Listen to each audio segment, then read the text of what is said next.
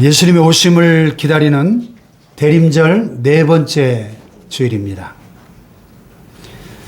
예수님의 성탄을 보여주는 가장 상징적인 사건이 있다고 한다면 바로 구유에 누우신 예수님이죠.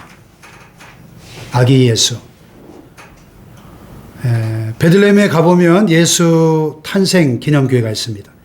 작년 가을에 지방에서 가서 함께 찍은 사진인데요.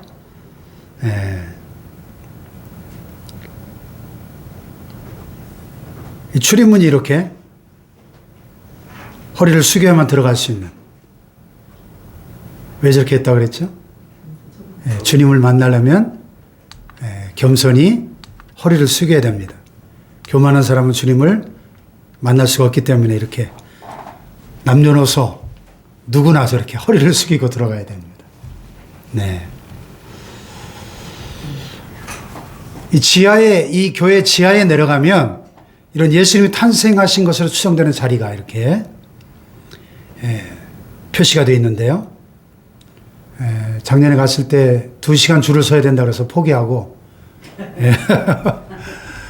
비행기 시간 늦으면 안 되니까 포기하고 그냥 제가 사진만 얻어서 캡처해 왔는데요. 그리고 그 옆에 보면 예수님이 탄생하신 장소에 놓여 있었던 구유 자리가 저렇게 보존되어 있습니다.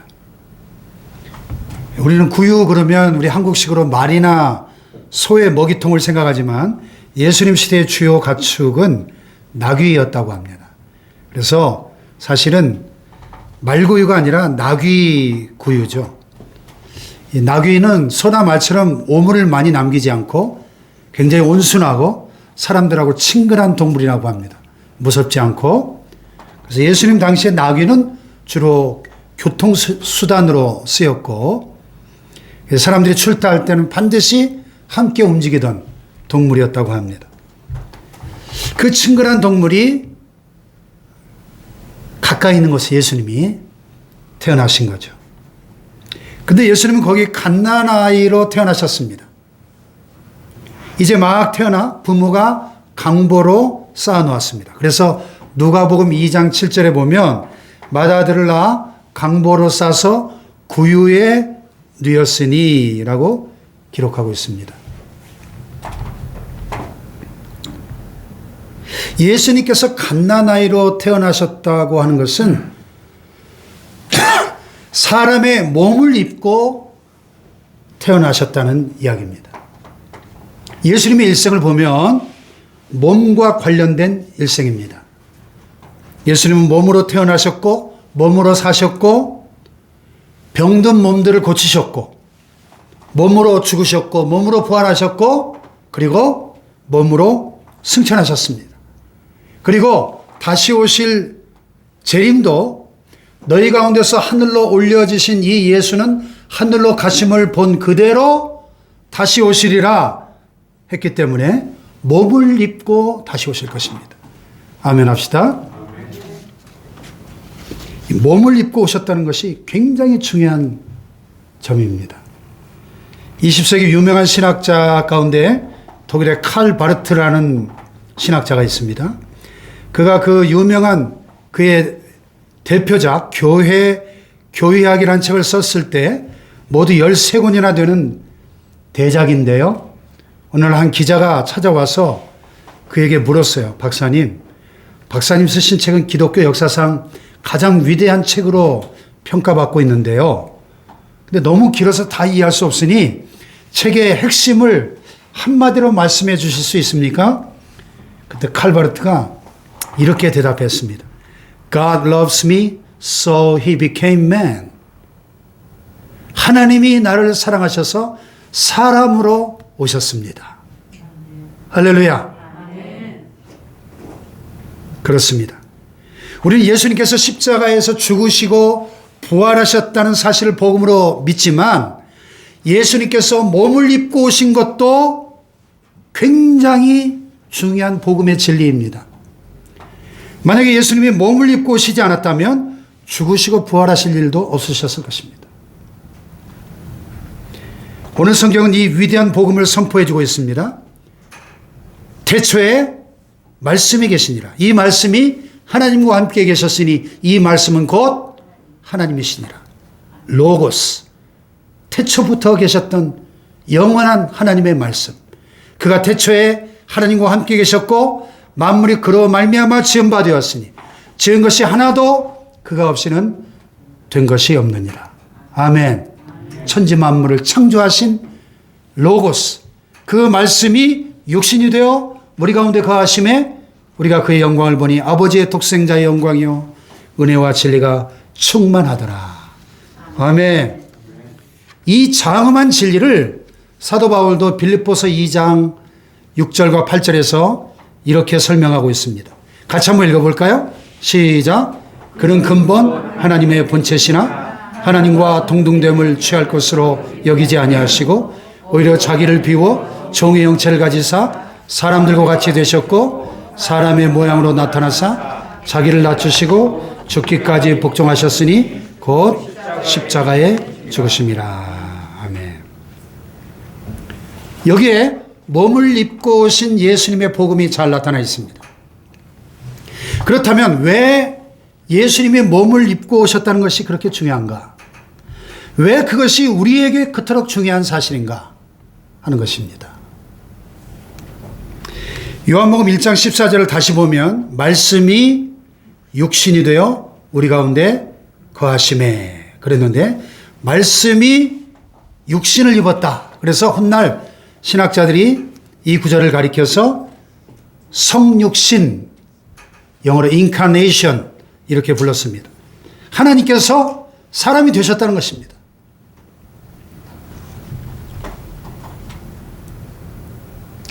어떻게 하나님이 사람이 될 수 있을까? 이것은 사실 기독교 2000년 역사 속에서 특별히 초대교회 첫 3, 4기 동안에 가장 많은 논쟁을 불러일으켰던 주제였습니다. 이 논쟁의 주인공은 주 3, 4세기에 살았던 이집트 알렉산드리아의 두 신학자 아리우스와 아다나시우스였습니다. 먼저 아리우스는 하나님이 사람이 되는 것은 절대 불가능하다 이렇게 주장했습니다.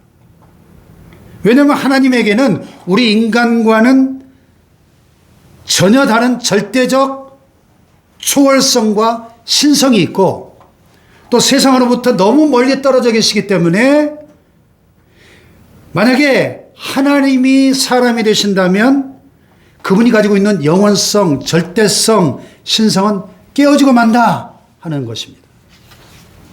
그래서 둘 중에 하나라는 것이죠. 예수가 하나님이든지 사람이든지. 만약 그가 하나님이시라면 사람이 될 수 없는 것이고 또 사람이라면 하나님이 될 수 없다는 것이죠. 그런데도 하나님이 사람이 될 수 있다고 계속 주장한다면 그것은 하나님을 욕되게 하는 것이고 결과적으로 신성모독에 해당한다 이렇게 주장했어요. 반면에 아다나시우스는 하나님은 사람이 될 수 있다 주장했습니다. 왜냐하면 만일 하나님께서 하나님이시라면 모든 것을 스스로 결정하실 자유와 권한이 있다는 것이죠. 하나님이시기 때문에 사람이 될 수 없는 것이 아니라 하나님이시기 때문에 사람이 될 수 있다는 것입니다. 역설적으로 사람이 되지 못하는 하나님이 어떻게 하나님이실 수 있느냐 이렇게 주장했어요. 무엇보다도 하나님에게는 사랑이 있습니다. 하나님은 사랑이시라 그랬잖아요. 그렇다면 죄로 인해 죽어가는 인간에 대한 사랑 때문에라도 사람이 되셔야만 했다는 주장이죠. 그 인간을 구원하기 위해서 하나님은 얼마든지 사람이 되실 수 있었다 하는 주장입니다. 누구 말이 맞는 것 같습니까? 문제는 이 말씀에 대한 오해인데요. 이런 오해가 있습니다. 말씀이 육신이 되셨다. 그러니까 말씀이 육신으로 변한 것 아니냐 이렇게 오해하는 겁니다. 그러나 말씀이 육신으로 변한 것이 아니라 말씀이 육신이 되셨다 그랬어요.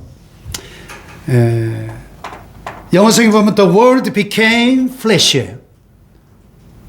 여러분 변한 것과 된 것은 분명한 차이가 있죠. 변했다는 말은 본래는 아닌데 자신도 모르게 다른 존재가 된 것이고 말씀이 육신이 되었다. 예수님 요즘 말로 트랜스포머처럼 로봇처럼 변신하신 게 아닙니다. 성육신은 변신이 아니고 변장도 아닙니다. 변신이나 변장은 자기 본질을 잃어버리고 다른 존재로 바뀌는 것인데, 그러나 예수님은 하나님의 본성을 잃어버리고 사람으로 변한 것이 아닙니다. 로마서 8장 3절에 보면 하나님이 자기 아들을 죄 있는 육신의 모양으로 보내셨다. 육신의 모양으로. 여기서 모양은 본질을 잃어버리지 않고 형태만 바뀐 것을 말합니다. 이것을 가리켜 바울은 빌립보서에서 이렇게 해석한 거예요. 그는 근본 하나님의 본체시나 하나님과 동등됨을 취할 것으로 여기지 아니하시고 오히려 자기를 비워 종의 형체를 가지사 사람들과 같이 되셨다. 여기서 그 유명한 본체와 형체가 나옵니다. 원문을 보면 본체는 모르페. 모르페란 말은 변하지 않는 신적인 본성을 가리킵니다. 예수님은 변치 않는 신적 본성을 가지신 분이에요. 그런데 종의 형체를 가지셨다. 형체는 스케마, 변하는 인간의 형질을 가지셨다는 것입니다. 쉽게 말하면 변하지 않는 본체가 변하는 형체를 입은 거죠. 본체가 형체로 변한 게 아니고, 변한 것은 바뀌어졌다는 것이지만 변한 것이 아니라 입은 거예요. 입은 거. 형체를 입은 것입니다. 육신으로 바뀌어진 것이 아니라 육신이 되신 겁니다. 아멘. 결국 아다나시우스가 이 논쟁에서 이겼죠. 반면에 아리우스는 예수님이 하나님이시라는 사실을 부정하다 보니, 그러면 예수님은 피조물이 되는 거죠.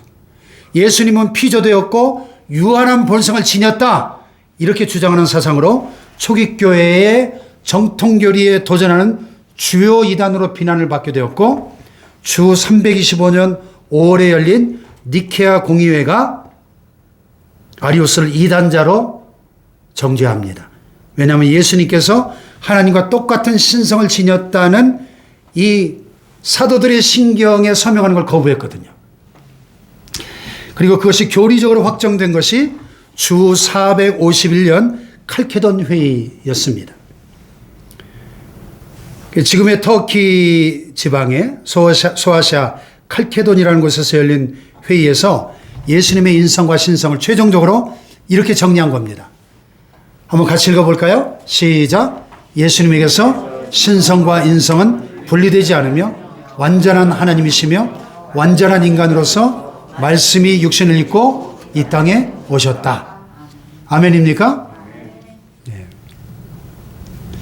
이걸 조금 어렵게 신학적으로 표현해 보면 이렇습니다. 한번 들어보세요. 이해가 되든지 안 되든지. 예수님의 신성과 인성은 첫째 혼동 없이, 둘째 변함 없이, 셋째로 분열 없이, 넷째 분리 없이 하나다. 그런 말이고요.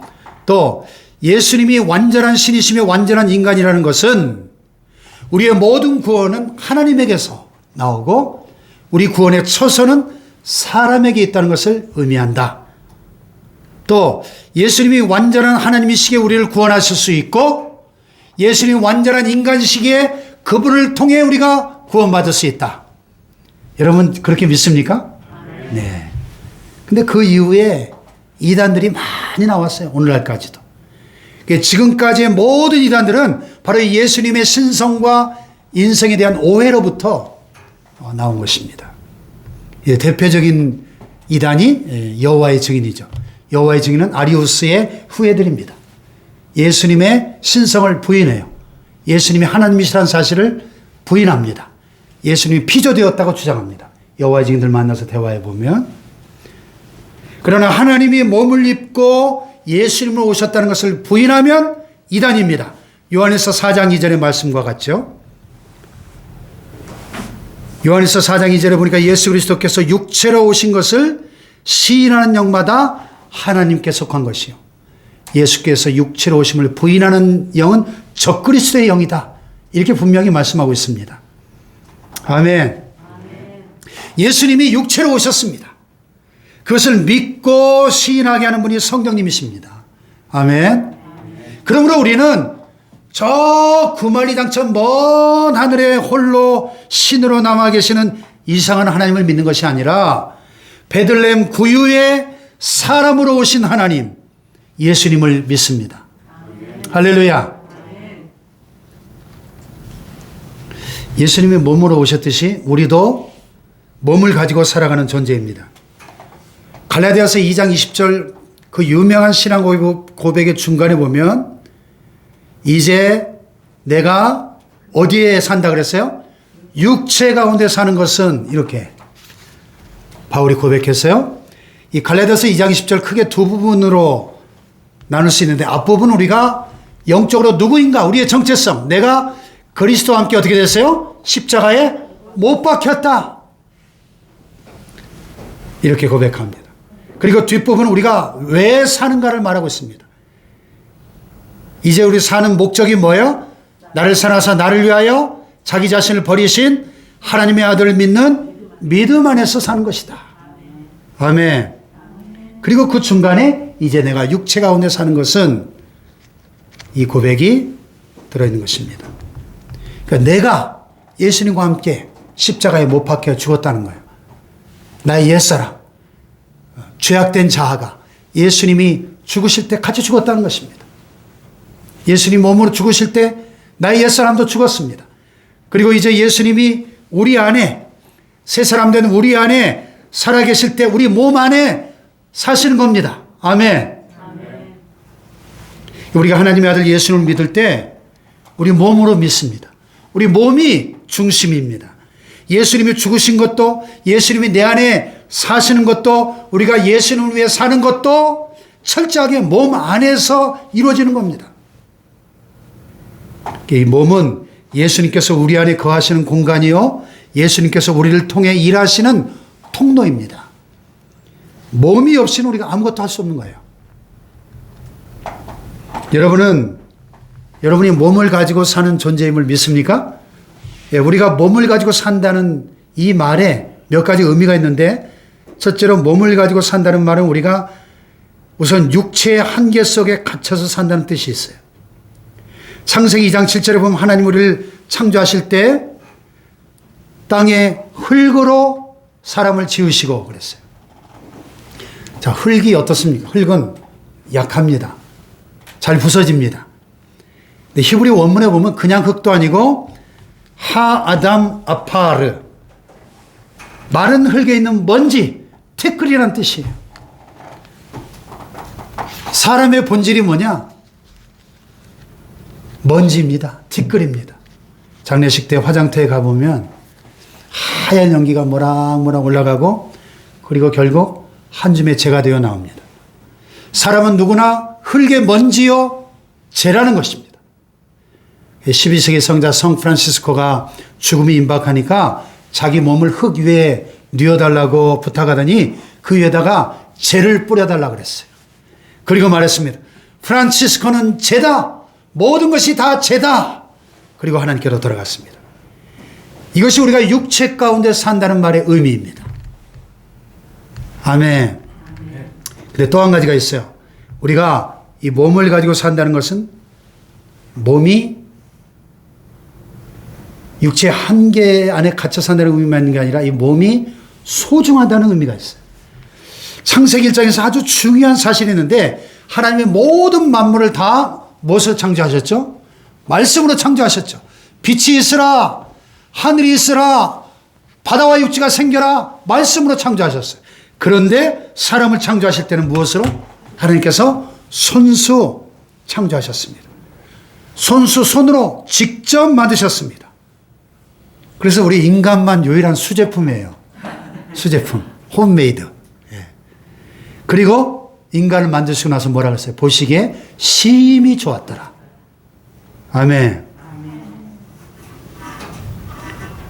그러니까 여러분 우리 이 생명이 얼마나 소중하고 귀한가를 깨달아야 돼요. 우리나라가 OECD 국가들 가운데 자살률 1위라는 것이 더 이상 새로운 뉴스거리가 아닌 지 오래됐어요.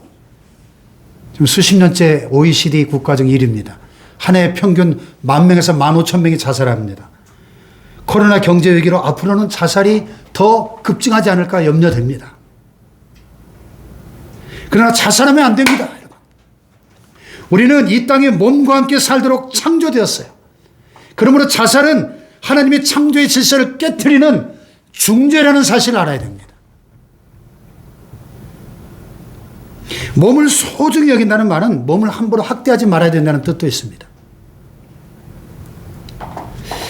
우리가 몸을 가지고 산다는 말에 또 중요한 의미가 있는데요. 그것은 몸으로 예배하고 몸으로 하나님께 나아가야 한다 하는 것이죠. 로마서 12장 1절 다 같이 시작. 그러므로 형제들아 내가 하나님의 모든 자비하심으로 너희를 권하노니 너희 몸을 하나님이 기뻐하시는 거룩한 산제물로 드리라. 이는 너희가 드릴 영적 예배니라. 아멘. 이 그러므로는 로마서에서 굉장히 중요한 그러므로입니다. 전환점이 되는. 1장부터 11장까지 바울은 믿음에 대해서 길게 이야기했습니다. 복음의 위대한 진리를 조목조목 논증했습니다. 인간은 죄인이다. 유대인이나 헬라인이나 다 똑같은 죄인이다. 그러나 예수님이 오셔서 우리 죄를 위하여 죽으셨다. 그 결과 우리가 하나님과 화목하게 되었다. 평화를 누리게 되었다. 그 결과 우리는 예수님과 항상 하나 되어 연합되어 살아가는 것이다. 할렐루야.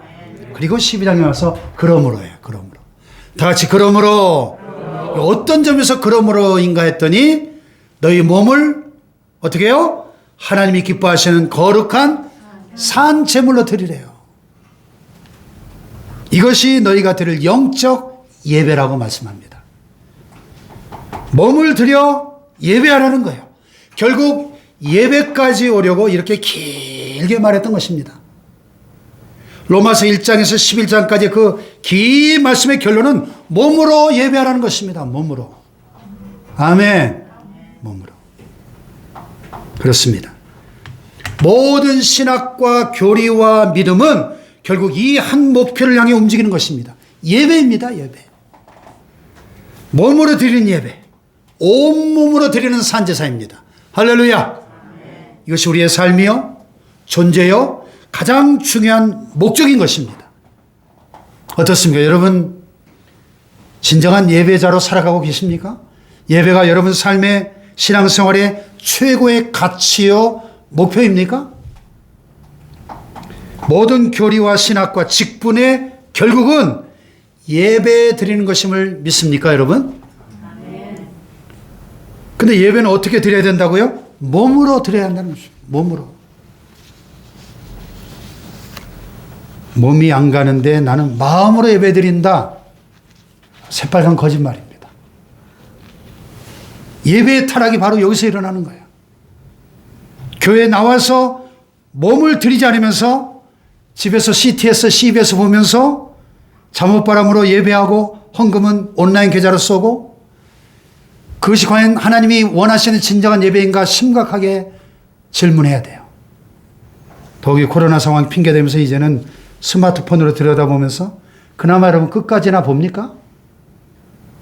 보다가 중간에 화장실 가고 보다가 냉장고 열어서 뭐 음료수 마시고 어떤 정신 나간 목사는 비대면 온라인 예배가 제2의 종교개혁이래요.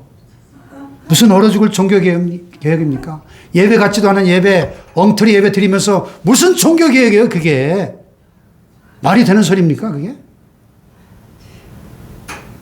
아침 일찍 일어나 샤워하고 머리 감고 얼굴에 화장하고 깨끗한 옷으로 갈아입고 차 타고 몸으로 걸어 나와서 이 자리에 나와서 드려야 예배지. 그렇지 않습니까? 아멘. 진정한 예배는 몸으로 드리는 겁니다, 여러분. 아멘. 여러분 예수는 몸으로 믿어야 됩니다. 몸으로. 아멘. 네. 성찬식이 뭐예요? 예수님의 몸을 먹고 마시는 겁니다. 성령도 어디에 임하십니까? 사도행전 2장 17절에 보면 말세 내가 내 영으로 모든 육체에게 부어주리라. 성령도 우리 몸에 임하는 겁니다. 몸에. 몸이 없으면 성령이 임할 수 없습니다. 어떻습니까? 구원받은 여러분 평생 예배하며 살겠습니까? 할렐루야. 몸으로 예배하며 살아가시기를 축복합니다. 아멘. 여러분 몸에 성령이 임하시고 그래서 건강하게 행복하게 예배하며 봉사하며 전도하며 하나님의 뜻을 이루며 살아가시길 주님의 이름으로 축복합니다. 자, 옆에 분을 바라보면 하이파이브 하고 몸으로 예배합시다. 몸으로 예배합시다. 예. 여러분, 이렇게 몸으로 오신 주님이 우리에게 몸으로 예배하라고 말씀하십니다. 사랑이라고 하는 것은 사람을 대상화하지 않고 동일시하는 겁니다. 어떤 목사님이 미국의 어느 지역에 부임하셨는데 그 지역이 탄광촌이었어요. 대부분 석탄 때문에 얼굴을 새까맣게 하고 다녔는데 목사님이 처음 부임해서 부임 신방을 다니게 되었습니다. 사람마다 악수를 청하는데 아무도 악수를 안 받아요. 다음 날도 신방을 갔는데 한 남자가 무뚝뚝하게 이렇게 말합니다. 제 손이 이렇게 더러운데 어떻게 목사님 손을 잡을 수 있겠습니까? 그때 목사님 아차 이렇게 들었습니다. 아, 내가 탄광에 왔는데 도시 흉내를 내고 있구나. 그래서 얼른 양손을 뻗어가지고 막 석탄 가루를 묻힌 다음에 그에게 다시 손을 내밀었습니다. 이제 악수해도 되겠습니까? 그랬더니 이 남자가 목사님의 손을 잡고 악수하더랍니다. 탄광촌에 목사님이 들어갔다고 목사님이 광부가 되는 게 아니죠. 그러나 광부 같은 목사님은 될 수 있습니다. 이것이 몸으로 오신 하나님 이야기입니다. 아멘. 이 성육신의 영성이에요. 여러분 성경에 하나님 쓰신 인물들을 보세요. 그들의 특징이 뭔지 아십니까? 몸으로 일하는 것입니다. 자, 아브라함, 이삭, 야곱, 모세, 다윗, 이 사람들의 공통점이 뭘까요? 이들의 전직이 같아요. 전직이 뭡니까? 예? 양을 치는 목자들이에요, 다. 양을 치는 일이 굉장한 육체의 노동입니다. 중노동이에요. 또 엘리사는 소를 키우는 농부였고 기드온은 손으로 타작하고 아모스는 뽕나무를 재배하던 농부였습니다. 예수님의 12 제자들의 전직이 뭐예요? 갈릴리에서 고기 잡던 어부들입니다. 여러분 고기잡이가 얼마나 상노동인지 잘 아시죠? 밤을 새워 그물질을 하는 상노동입니다. 바울도 브리스길라와 아굴라도 텐트 메이킹 미셔너리 천막을 만들면서 선교했습니다. 그래서 바울이 데살로니가전서 4장 11절에 말씀하고 있죠. 너희에게 명한 것 같이 조용히 자기 일을 하고 너희 손으로 일하기를 힘쓰라 그랬어요. 일하기 싫어하거든 먹지도 말게 하라 그랬어요. 굶어 죽으라는 거예요. 일하기 싫으면. 너희 손으로 일하기를 힘쓰라. 하나님은 우리를 몸으로 일하도록 몸과 함께 세상으로 보내셨다는 것을 우리는 기억해야 됩니다. 아멘. 그래서 농부는 밭으로, 교수는 연구실로, 과학자는 실험실로, 학생들은 도서관으로, 초등학교 교사는 교실로, 사업가는 일터로, 가정주부는 가정으로 보내신 겁니다. 일터는 우리가 몸으로 일하도록 보냄을 받은 곳입니다. 아멘.